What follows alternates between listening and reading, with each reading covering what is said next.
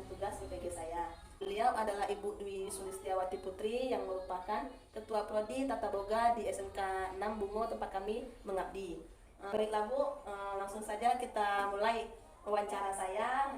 Kebetulan saya di sini mengangkat tema permasalahan anak-anak kita. Itu ada yang saya temukan beberapa masalah, mungkin kita sama kali ya Bu ya, karena kita sama-sama mengajar di kelas yang sama.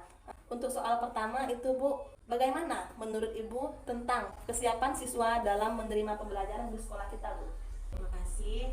Baiklah, kalau tentang kesiapan siswa mungkin 50% ya Bu Ayu ya, 50% siap, 50% masih di awal-awal.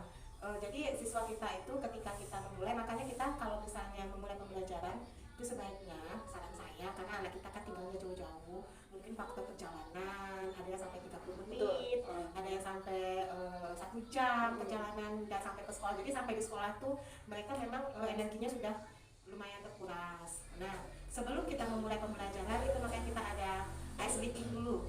Nah, jadi kalau saya mencoba, karena siswa kita tuh 50% siap, 50% lagi tuh masih melepas lelah gitu. Tapi habis jauh perjalanan ya itu jadi memang kita betul kita pakai ice breaking dulu, bagaimana kreativitas kita sebagai guru untuk membangun kesiapan siswa tersebut sebelum kita masuk ke materi. Seperti itu yang saya coba lakukan. Menurut Ibu, saran apa yang bisa Ibu berikan tentang sikap anak kita yang mungkin kurang tanggap gitu Bu ketika menerima pembelajaran? Sarannya yang pertama mungkin kita cari faktor penyebab kenapa siswa kita ini sikapnya kurang tanggap.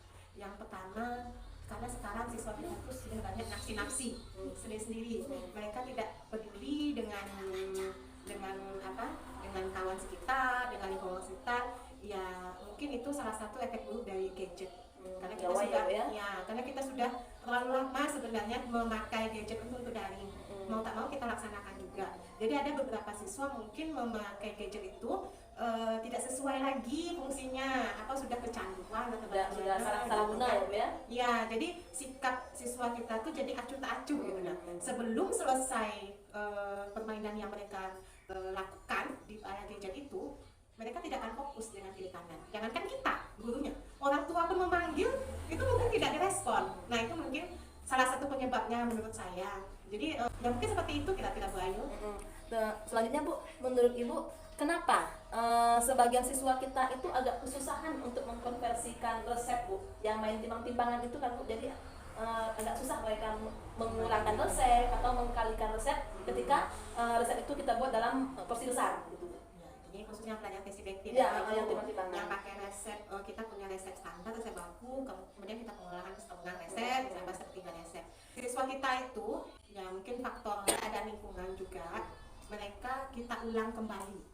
Memang mereka belajar matematika, tapi matematika karena mereka belajar di SMK itu kan kapasitasnya lebih sedikit dari pelajaran praktik.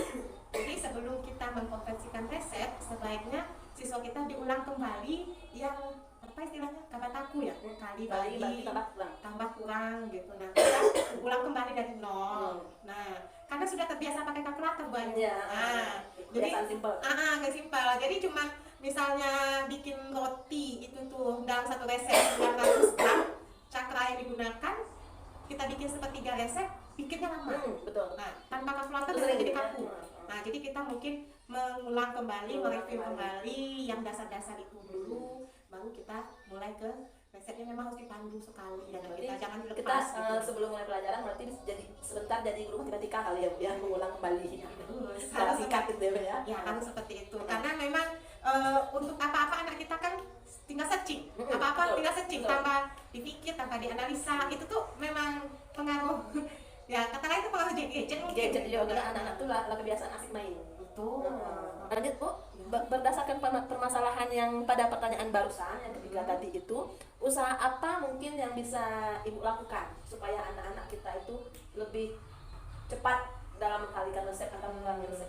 Kita ini kalau pada pelajaran teknik bakery itu hampir sama dengan produk kreatif dan kewirausahaan. Kebetulan saya memegang pelajaran tersebut, jadi mereka lebih banyak kita kasih tugas terbimbing.